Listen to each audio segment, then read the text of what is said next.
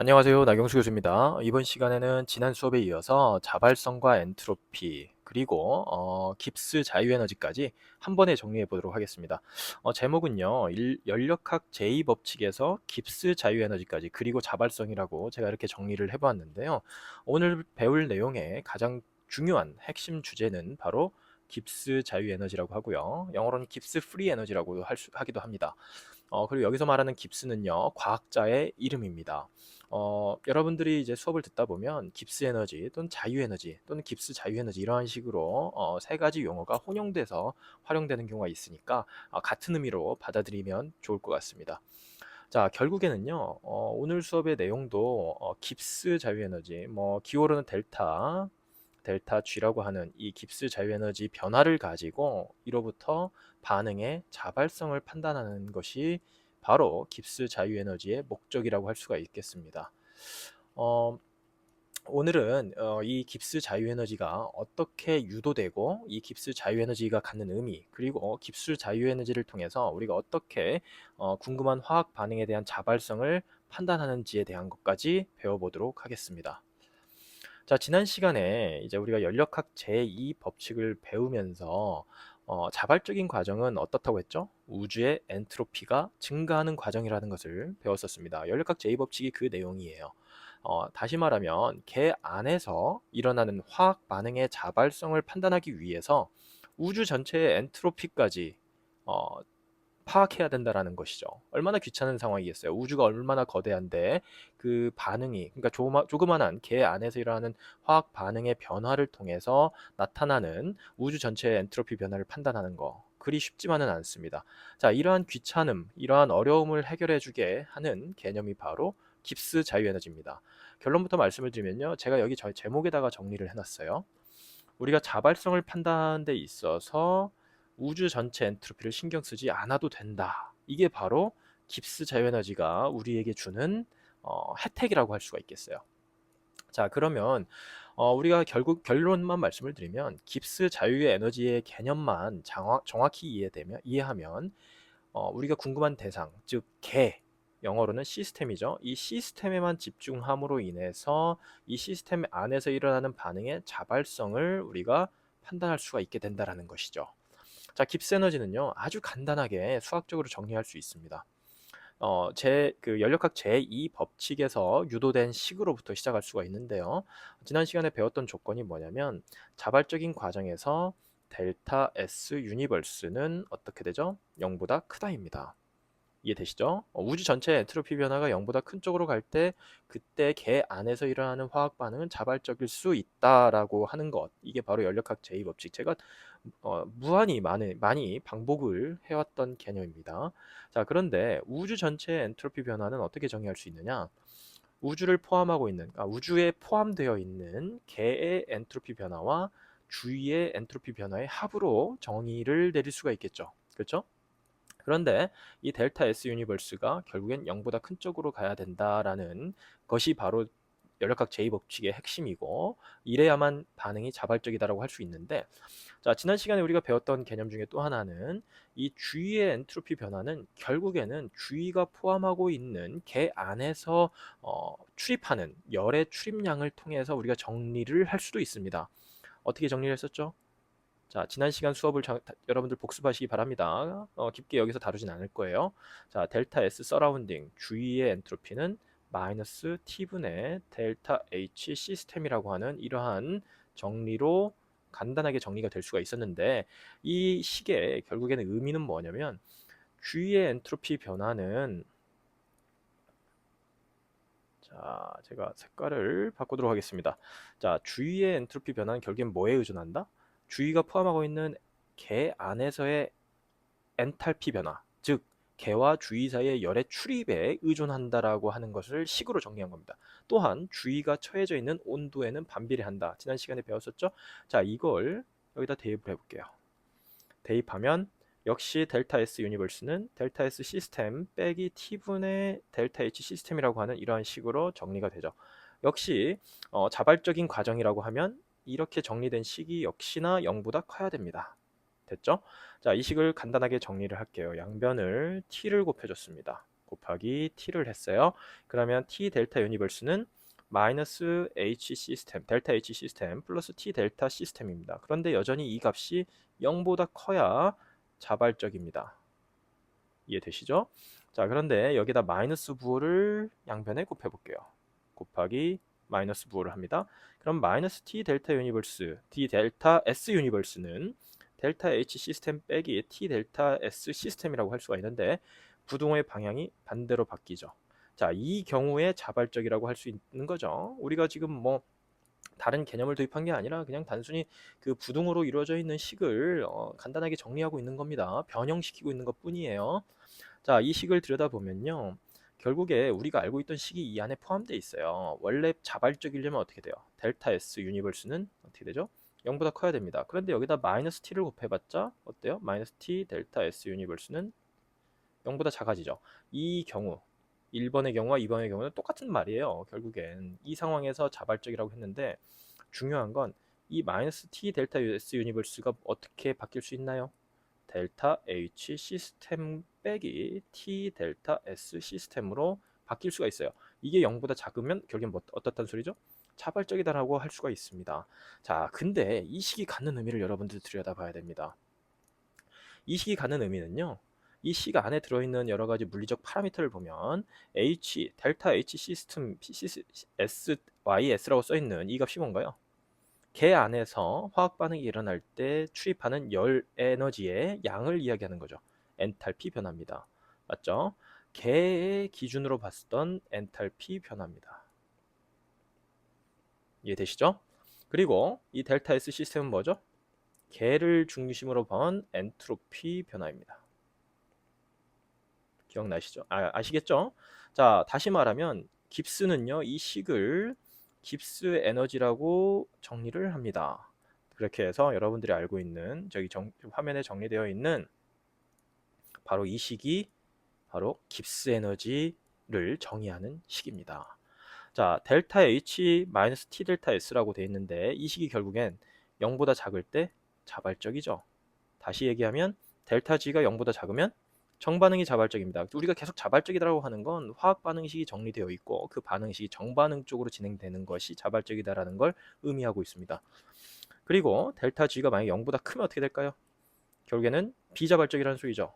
좀 더 구체적으로는 정반응이 비자발적이고 이러한 경우에는 역반응이 오히려 자발적이다라고 이야기할 수 있습니다. 델타 G가 0이랑 같으면 어떻게 될까요? 정반응도 역반응도 속도가 같은 상태예요. 다시 말하면 평형 상태입니다. 이해되시죠? 이 델타 G는 0이라고 하는 이 평형 상태의 개념은 다음 영상에서 자유에너지와 화학 평형을 우리가 연계해서 설명하게 되는데 그때 이 개념을 이용하기도 합니다. 자, 그리고 여러분들 깁스 에너지에 대한 정의는 이렇게 간단하게 정리를 할 수가 있고요. 여러분들 한번 적어가면서 정리를 하시기 바라고요. 여기 보시면 시스템에 해당하는 SYS는 우리가 생략하기도 합니다. 여러분들 이 6장 기억이 안 나면 6장에서 우리가 열화학 챕터를 배우면서 뭐 엔탈피 이런 것들 배웠어요. 그다음에 개와 주의 이런 개념을 배웠는데 여러 가지 파라미터들을 의미하는 기호들이 들어왔을 때 예를 들어서 H다. 그러면 H 밑에 개라고 특별히 쓰지 않아도 된다는 거예요. 우리가 특별히 써야 되는 거는 개가 아닐 때를 쓰는 거예요. 다시 말하면 서라운딩, 다시 말하면 주의죠. 이렇게 쓸 때는 서라운딩을 표시하기도 합니다. 그런데 여러분들 머릿속에 꼭 기억하세요. 이런 식으로 델타 G, 델타 H, T, 델타 S라고 하면서 밑에 아무 첨자도 안 써 있다. 이러면 시스템이다 라고 생각하시면 됩니다. 자, 이 깁스 에너지 식의 굉장히 중요한 의미를 한번 해석을 해봅시다. 우리는요, 사실 우리가 궁금한 화학 반응이 일어나는 개 안에서의 반응의 자발성을 뭘로 판단했습니까? 우주 전체의 엔트로피 변화로 판단을 했어요. 그런데 깁스 에너지의 식을 우리가 알아냄으로 인해서 깁스 에너지 식은 델타 H-T 델타 S인데 여기에 있는 델타 H와 델타 S는 결국엔 뭐예요?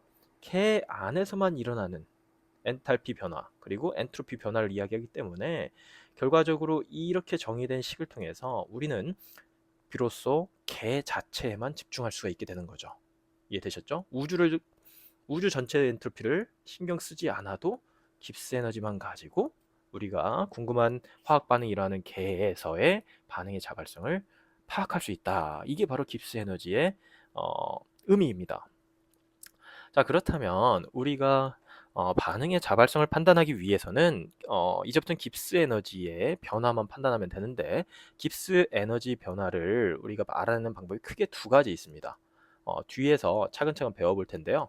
그에 앞서서 깁스 에너지식을 토대로 어떤 상황에서 반응이 자발적일 수 있는지 한번 정리를 해볼게요. 깁스 에너지식은 델타 G는 델타 H-T 델타 S라고 하는 식으로 정리가 되는데, 이것에 대한 자발성에 대한 판단을 보면 일단 자발성은 델타 G가 0보다 작을 때죠. 그쵸? 델타 G가 네거티브 값을 가질 때, 음의 값을 가질 때 자발적이 되는데, 자, 이 조건을 부합하려면요. 일단은 항상 델타 G가 0보다 작으려면 어떻게 될까요? 자, 델타 H 마이너스 T 델타 S에서 여러분들 다시 한번 상기시켜 드리면, 여기에 있는 T는 절대 온도입니다. 켈빈 단위의 값을 갖는, 온도의 단위를 갖는 그런 절대 온도예요. 따라서 0켈빈 이상인 거죠. 따라서 양수예요. 숫자상으로는 양수입니다. 음수가 아니에요. 따라서 깁스 에너지가 0보다 작으려면요, 뻔합니다. 델타 H는 0보다 작고 델타 S는 0보다 크면 이 온도가 아무리 변화해도 항상 델타 G는 0보다 작습니다. 그 경우가 바로 이 경우죠. 델타 H가 마이너스고 델타 S가 플러스면 델타 G는 항상 자발적입니다. 델타 G가 0보다 작으니까, 델타 G가 0보다 작으니까 항상 자발적이다. 다시 말하면 역반응은 항상 뭐예요? 비자발적이다 라는 말과 똑같은 말이죠. 그렇죠? 이 경우가 있고요. 그 다음에 항상 아무리 우리가 변화를 주어도 비자발적인 상황이 있습니다. 바로 2번 상황입니다. 델타 H가 플러스예요. 델타 S가 마이너스예요. 그러면 자, 델타 S가 마이너스면 어떨까 될까요? 델타 H 마이너스 T 델타 S에서 델타 S가 마이너스니까 마이너스 T 델타 S는 결국엔 플러스가 되죠. 앞에도 플러스가 되니까 델타 G는 항상 플러스입니다. 따라서 항상 비자발적이에요. 뭐가? 구체적으로는 정반응이 비자발적이라는 소리죠. 이 경우에는 역반응이 항상 자발적이라는 것 뜻과 같습니다. 자, 그럼 이 경우는 어떻게 될까요? 세 번째, 만약에 델타 H가 양수고 델타 S가 플러스면 어떻게 될까요? 그럼 어떻게 되죠? 이 경우는 조건부 자발적입니다. 어떤 때가 그러냐면요, 델타 H T 델타 S에서 이쪽의 항이 플러스 항이죠. 그런데 마이너스 부호가 붙었으니까 여기 부호가 마이너스가 됐는데, 앞쪽에 플러스가 있기 때문에 이 플러스 항이 작으면 작을수록 좋습니다. 맞죠? 또는 이 마이너스 항이 크면 클수록 어떻게 돼요? 델타 G가 음수가 될 확률이 높은 거죠. 그러려면 온도가 높아야 됩니다. 그러니까 온도가 높은 상황에서는 can be spontaneous, 다시 말하면 자발적인 상황이 될 수 있다라는 거죠. 반대로 델타 H가 마이너스고요. 델타 S가 마이너스, 둘 다 마이너스면 어떻게 될까요? 그러면 델타 H T 델타 S에서, 자, 여기가 마이너스고요. 여기가 마이너스니까 마이너스 T 델타 S 항은 어떻게 돼요? 플러스 항이 됩니다. 그럼 마이너스와 플러스를 더했을 때 이 델타 G 값이 마이너스가 나오려면 어떻게 될까요? 이 플러스 항이 작을수록 좋죠. 작으려면 뭐가 작아야 돼요? T 값이 작아야 됩니다. 따라서 조건부로 온도가 낮은 영역에서는 자발적인 상황이 만들어질 수 있다라고 우리가 해석을 할 수가 있는 거죠. 자, 제가 조금 전에 깁스 에너지를 설명하면서 분명히 말씀을 드렸습니다. 깁스 에너지 그 변화 값을 알아내는 방법이 크게 두 가지가 이제 일반화 교재에 알려져 있는데요. 두 가지 방법을 한번 정리해 보도록 하겠습니다. 차례대로 한번 배워볼게요. 일단은 두 가지의 방법을 간단히 요약해서 말씀을 드리고, 각각의 방법을 이제 뒤쪽 슬라이드에서 예제와 함께 차례대로 한번 알아보도록 하겠습니다. 자, 우선은요, 우리가 구해야 할 깁스 에너지는요, 앞에서는 델타 G 제로의 부호를 예측하는 것만 다뤘었죠. 그쵸? 그런데 실제로 델타 G 제로라는 말은 지금 쓰면 안 되겠습니다. 조금 이따 얘기할게요. 델타 G 값이 실제 마이너스 얼마인지 또는 플러스 얼마인지를 우리가 알아내는 방법이 크게 두 가지가 일반화에서 다뤄지고 있어요. 그 두 가지를 한번 배워보도록 하겠습니다. 자, 일단은 깁스 에너지를 보면 식이 어때요? 델타 G는 델타 H-T 델타 S였죠? 다시 말하면 깁스 에너지는 뭐에 의존합니까? 온도에 의존합니다. 그쵸? 온도의 영향을 받고 여기에 표시는 안 돼 있지만 사실상 압력에 의해서도 영향을 받습니다. 왜 그러냐면 압력에 따라서 엔트로피가 변화할 수 있기 때문이에요.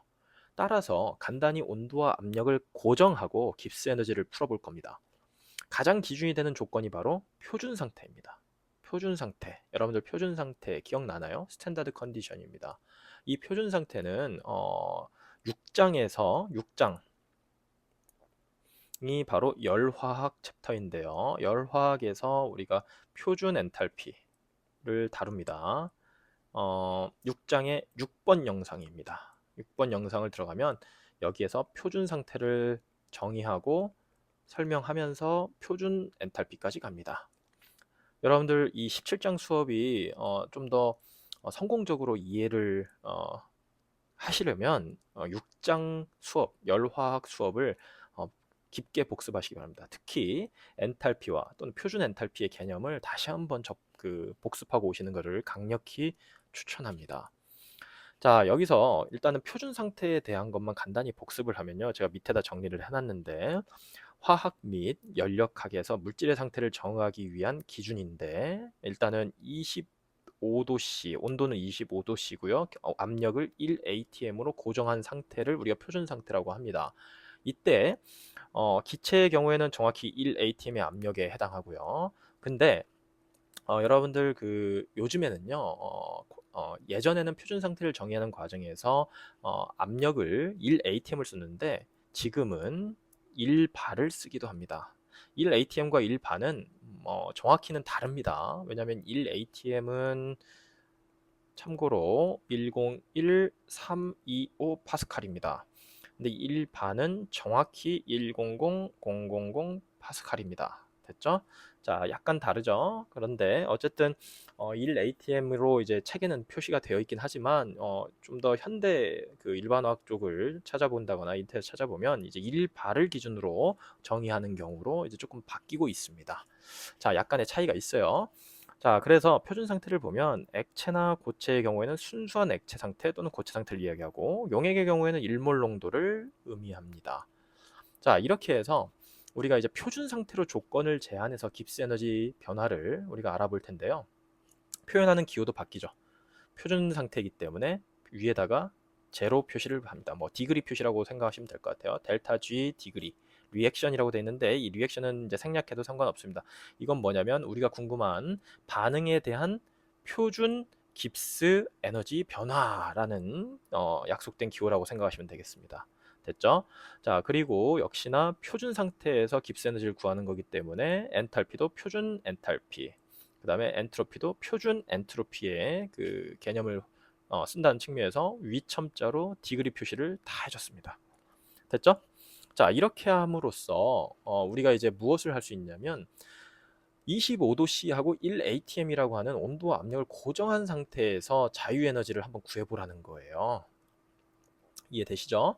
자, 그렇게 해서 두 가지 방법이 있는데 첫 번째 방법은 방금 말씀드렸듯이 이 식 자체를 가지고 풀어내는 겁니다. 자, 델타 G는 델타 H-T 델타 S인데 이제 표준 상태로 보는 거니까 델타 G0는 델타 H0 T 델타 S0인데 델타 H0와 델타 S0를 우리가 구해냅니다. 이건 어떻게 할까요? 표준 엔탈피죠. 표준 엔탈피 변화라고 이제 쓰기도 하고 변화를 생략하기도 하는데 자, 이 값은 어디서 구하나요? 기억 안 나면 6장 6번 영상입니다. 헤스의 법칙 떠오르시나요? 이러한 여러 가지 기법을 이용해서 표준 엔탈피 변화를 구합니다. 뭐 표준 형성 엔탈피, 표준 반응 엔탈피 뭐 이런 것들을 다 6장에서 다룹니다. 따라서 6장을 한번 복습해 주시는 게 낫고요. 델타 S0는 역시 델타 H0를 구하는 방식대로 구합니다. 보통의 이제 우리가 일반화학에서 다루는 보편적인 화합물들의 경우에 엔탈피라든지 엔트로피 값들이 주어져 있어요. 그걸 대입해서 수식으로 그냥 간단하게 덧셈, 뺄셈, 곱셈, 나눗셈 해가지고 풀어내는 거예요. 아주 심플해요. 여러분들 기억날 거예요. 6장에서 배웠었던 내용. 자, 어쨌든 그러한 것들은 기본적으로 이 엔탈피와 엔트로피에 해당하는 자료, 데이터가 있습니다. 그 값을 이용해서 이 식에 대입해서 델타 G0 값을 구해내는 거죠. 그때 온도는 298 켈빈으로 고정되는 거죠. 그렇죠? 왜냐하면 지금 현재 표준 상태라고 정의했으니까. 이러한 방법이 있고요. 뒤에 가서 예제를 통해서 한번 연습해 볼 겁니다. 그 다음에 두 번째는요. 반응에 참여하는 반응물과 생성물의 표준 형성 자유에너지로부터 헤스의 법칙을 이용해서 표준 반응 자유에너지를 구할 수 있다. 이것도 역시 그 엔탈피를 구하는 방식대로 구하는 겁니다. 참고로 엔탈피, 엔트로피, 깁스 에너지 전부 다 상태 함수예요. 상태 함수의 성질을 가지고 있어서 우리가 헤스의 법칙을 이용해 가지고 표준 반응 깁스 에너지도 똑같이 구할 수 있다. 뒤에 가서 예제를 통해서 이 두 가지 경우에 대해서 이제 연습을 해보도록 하겠습니다. 첫 번째는 바로 이 식을 이용한 거고요. 두 번째는 표준 형성 자유에너지라고 하는 개념을 이용해서 풀어내는 방식입니다. 자, 첫 번째 한번 봅시다. 표준 반응 자유에너지 변화. 자, 그냥 간단하게 표준 깁스 에너지, 표준 자유에너지 뭐 이걸 구한다고 합시다. 이걸 구하면 어떻게 구해요? 이 식을 통해서 구하는 방법을 연습해 볼 건데요. 25도씨에서 일어나는 아래 반응의 표준 반응 깁스 에너지 변화를 계산해라. 자, 반응식이 있어야 됩니다. 반응식은 항상 있어야 돼요. 반응식이 있는 상태에서 우리가 이제 그 화학을 다루는 거니까 이거 어떻게 풀면 됩니까? 여기 친절하게 표준 반응 엔탈피가 393.5kJ이고 표준 반응 엔트로피 변화가 3.05 줄퍼 켈빈이라고 정리되어 있어요. 그러면 델타 G0는 어떻게 하면 됩니까? 델타 G0는 델타 H0 마이너스 T 델타 S0인데 한번 써볼까요? 393. 단위까지 쓸게요. 5kJ 됐죠? 빼기 T는 뭡니까? 298 켈빈이죠. 그리고 곱하기 델타 S0가 여기 있습니다. 3.05 줄 퍼 켈빈입니다. 자, 그러면 켈빈 됐죠? 그러면 킬로줄이고 여긴 줄이네요. 킬로줄과 줄이니까 계산할 때 조심하십시오. 계산해보면 제 계산값만 가지고 오면 마이너스 394.4 킬로줄입니다. 자, 델타 G0가 어떻게 돼요? 이건데 0보다 작죠. 이게 무엇을 의미할까요? 자, 지금까지 연력학 제2법칙으로부터 깁스 에너지까지 이제 유도가 돼서 왔는데 결국에는 델타 G0가 0보다 작으니까 뭐다? 이 반응이 자발적이구나 라고 해석이 되는 거죠. 정확히는 탄소와 산소가 반응해서 CO2가 되는 이 정반응이 자발적이다라는 개념 뜻을 의미합니다. 조금 더 구체적으로 말씀을 드리면요. 표준 상태에서요. 그렇죠? 25도씨 1atm 조건에서 또는 표준 상태에서 이러한 반응은 정반응이 자발적이다 라고 해석이 가능한 거죠. 됐죠? 심플합니다. 자, 두 번째 문제 풀게요. 두 번째 문제도 또 비슷한 방식인데요. 반응식 있고 반응물 있죠? 반응물이 ESO2, 그 다음에 O2 가스가 있고요. 그 다음에 이게 ESO3 가스가 만들어지는 반응인데 여기 보면 이 반응에 참여하는 화학종들 총 3개의 화학종에 대해서 델타 H0F와 S0가 있네요. 그렇죠? 델타 H0F 뭡니까? 이거는 우리가 6장에서 배웠던 표준 형성 엔탈피입니다. 기억나시나요? 자, 기억 안 나면 6장의 6번 영상으로 가십시오. 그럼 6번이 엔탈피를 우리가 다루고 있는 내용이 있는데 이 내용을 보시면 표준 형성 엔탈피까지 배울 수 있습니다. 복습할 수 있어요. 자, 그러면 이거로부터 우리가 뭘 구해야 되죠? 자, 우리가 지금 현재 풀어야 되는 건 델타 G0 이고요. 여기서 델타 H0 마이너스 T 델타 S0인데 이 델타 H0는 이 반응 과정에서의 엔탈피 출입량이에요. 엔탈피 변화입니다. 맞죠? 뭐 어떻게 구하면 됩니까? 델타 H0부터 구해볼까요? 얘는 어떻게 구하죠? 생성물의 이 SO3죠. SO3가 여기 있습니다. SO3의 엔탈피 변화. 그러니까 표준 형성 엔탈피가 마이너스 396입니다. 따라서 2를 곱하면 2몰이죠. 2몰 곱하기 마이너스 396 킬로줄 퍼 몰이 되겠고 생성물에서 반응물을 빼야 되죠. 반응물을 자 2몰의 SO2입니다. 자 그러면 2몰 곱하기 마이너스 297 여기 있죠. 킬로줄 퍼 몰이 되겠고요. 그 다음에 뭐죠? 더하기 O2는 0입니다. 자 1몰인데 1몰 곱하기 0입니다. 됐죠? 자, 여기서 여러분들 눈여겨볼 거, O2의 표준 형성 엔탈피가 0이네요. 이게 뭐죠? 기억나시나요?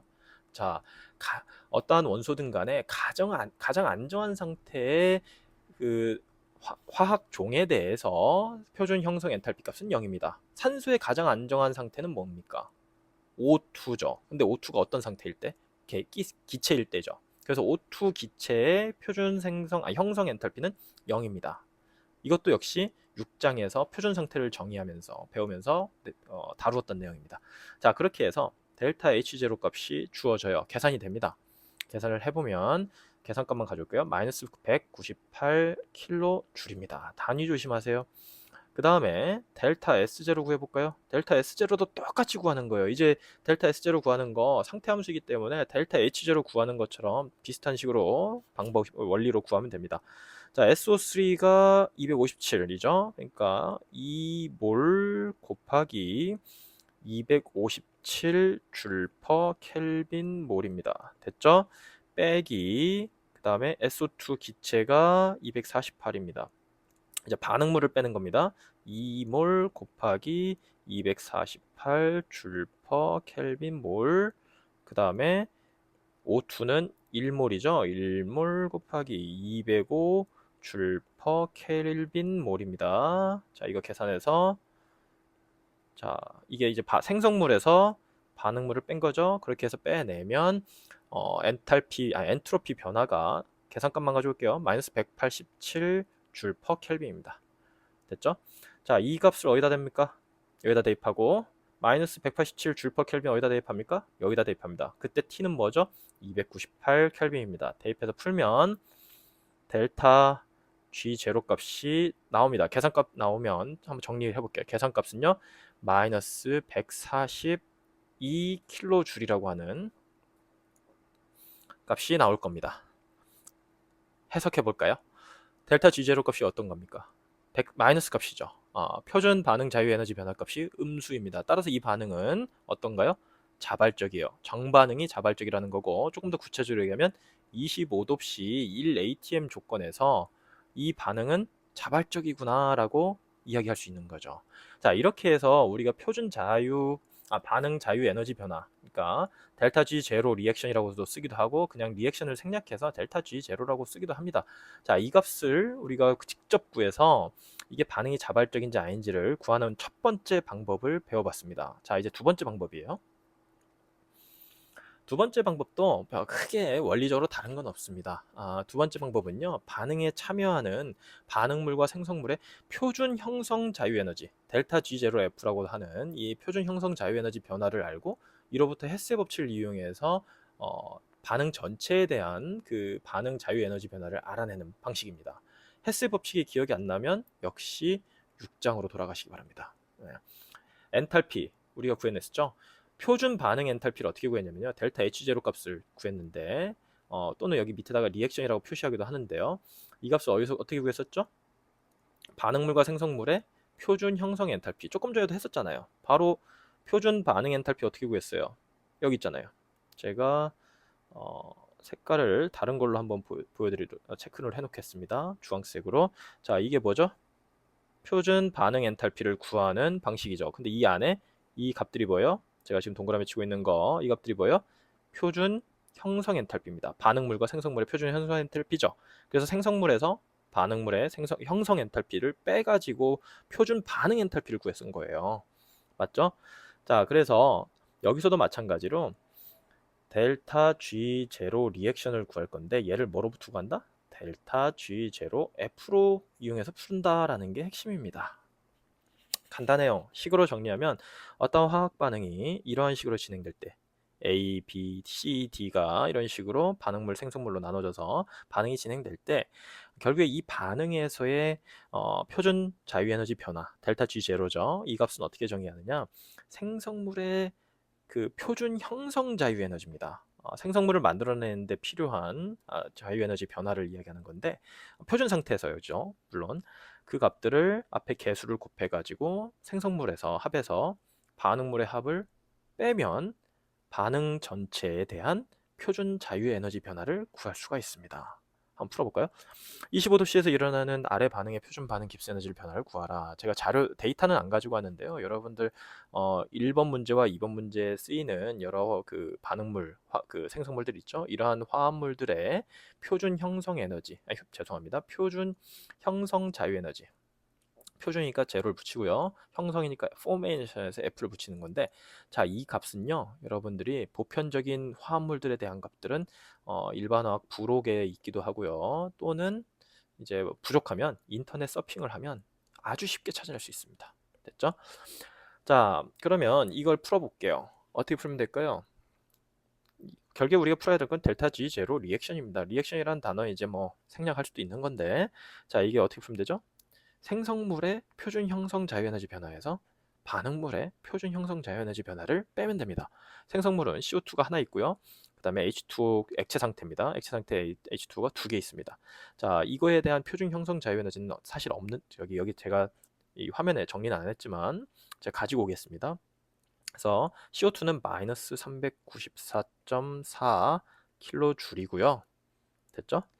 근데 이제 1몰이니까 1몰을 곱하겠죠? 그 다음에 더하기 물은 2몰이니까 2 곱해서 마이너스 237.2 킬로줄입니다. 됐죠? 그리고 여기서 뭘 빼면 돼요? 반응물 빼면 됩니다. CH4는 마이너스 50.4 킬로줄입니다. 역시 1몰이니까 여기다 1몰 곱한 겁니다. 더하기 O2는 뭘까요? O2는요, 가장 안정한 상태의 그 산소의 상태입니다. 맞죠? 산소라고 하는 그 원소의 가장 안정한 상태인데 O2 기체죠. 얘의 표준 형성 깁스 에너지는 참고로 0입니다. 표준 형성 엔탈피도 0이었죠. 자, 기억나시죠? 자, 그래서 0으로 이렇게 대입을 해서 풀면 델타 G0 값이 나와요. 자, 계산해보면요, 마이너스 818.0 킬로줄 정도가 나옵니다. 됐죠? 어떤가요? 이 반응식대로 그대로 반응이 일어나면 반응 전후에 깁스 에너지 변화는 마이너스 818킬로줄이다 라는 겁니다. 이게 무엇을 의미합니까? 음의 값이니까 반응은 자발적으로 일어날 수 있구나 라는 걸 의미하죠. 이해되시죠? 자, 그리고 여기에서 다시 한번 강조하지만 표준 상태입니다. 25도씨 1atm 조건에서 이 반응은 자발적으로 일어날 수 있구나. 왜? 깁스 에너지 값을 우리가 계산해 보니 0보다 작기 때문에. 됐죠? 자, 두 번째 문제 풀어보겠습니다. 두 개의 MgO 솔리드가 두 개의 Mg와 O2 분자 하나로 분해되는 반응인데 이 반응은 과연 자발적일 것인가? 델타 G 제로 리액션 어떻게 보면 돼요? 여기에는 마그네슘과 산소의 깁스 형성 자유 에너지에서 생성물 MgO의 깁스 형성 자유 에너지를 빼면 되죠. 앞에 개수 조심하면 됩니다. 그런데 마그네슘과 산소는 어떤가요? 깁스 형성 자유 에너지가 얼마일까요? 참고로 바로 0입니다. 마그네슘은 고체죠. 고체 원소인데 이 마그네슘의 가장 안정한 상태는 마그네슘 고체 상태입니다. 얘에 대해서 깁스 형성 자유 에너지는 0입니다. 산소는 O2 형태로 가스 상태로 있어야 되는데 얘도 역시 0입니다. 따라서 생성물의 깁스 형성 자유 에너지 변화값은 0이고요. 반응물만 생각하면 돼요. MgO의 깁스 형성 자유 에너지는 이것도 역시 이제 여러분들 이 문제를 풀게 되면 자료로 주어져요. 그러면 2몰 곱하기 뭐죠? 두 분자니까 2몰 곱하기 마이너스 569.6 킬로줄 퍼 몰입니다. 이 숫자는 주어진다고 제가 말씀드렸어요. 몰 없어지는 거니까 이 값을 전부 다 계산하면 어떻게 되죠? 마이너스라서 플러스 1139 킬로줄이 됩니다. 자, 이게 무엇을 의미할까요? 네, 델타 G 제로 리액션 값이 0보다 크다는 걸 의미하죠. 무슨 말이죠? 정반응이 비자발적이구나 라는 걸 의미합니다. 무슨 말이냐면요, 이건 이런 식으로 해석도 가능해요. MgO 있죠? 마그네슘 옥사이드입니다. 이 마그네슘 옥사이드라고 하는 것이 가만히 놔둔다고 해서 얘가 시간이 흘러서 스스로 마그네슘과 산소로 분해되느냐? 그런 일이 일어나지 않는다라는 겁니다. 정반응이 비자발적이라는 거예요. 반대로 이것은 무슨 의미냐? 역반응은 아주 자발적이라는 뜻이죠. 예, 다시 말하면 주변에 마그네슘이 공기 중에 노출되면 자연스럽게 공기 중에 존재하는 산소와 반응해서 산화 반응을 일으켜서 마그네슘 옥사이드로 굉장히 잘 진행된다. 예, 이 반응이 역반응이 아주 잘 진행된다라는 걸 의미합니다. 됐죠? 자, 이런 식으로 해서 우리는 표준 반응 자유에너지 변화를 계산해서 궁금한 화학 반응에 대해서 실제 반응을 진행하기 전에 이 반응이 과연 자발적으로 일어날 것인지에 대한 여부를 판단하는 겁니다. 다만 이제 지금과 같은 계산은 표준 조건으로, 그러니까 표준 상태로 국한해서 했죠. 25도 C 1 ATM 조건이라는 거. 자, 이것의 그 조건만 국한시켜서 우리가 생각했다는 점만 유의하시면 되고요. 실제로는 우리가 탐구하는 화학 반응이 이 표준 상태에서만 일어나지 않습니다. 표준 상태보다 더 다른 다양한 온도와 압력 조건에서 진행을 하게 되는데, 이 경우에는 자유에너지 변화를 따로 계산을 또 해야 됩니다. 자, 이 경우에 대해서도 다른 영상을 통해서 배울 예정인데, 오늘은 일단 표준 상태에 대해서만 우리가 이 반응이 자발적으로 일어나는지에 대해서만 배웠다라는 점을 여러분들 기억하시고요.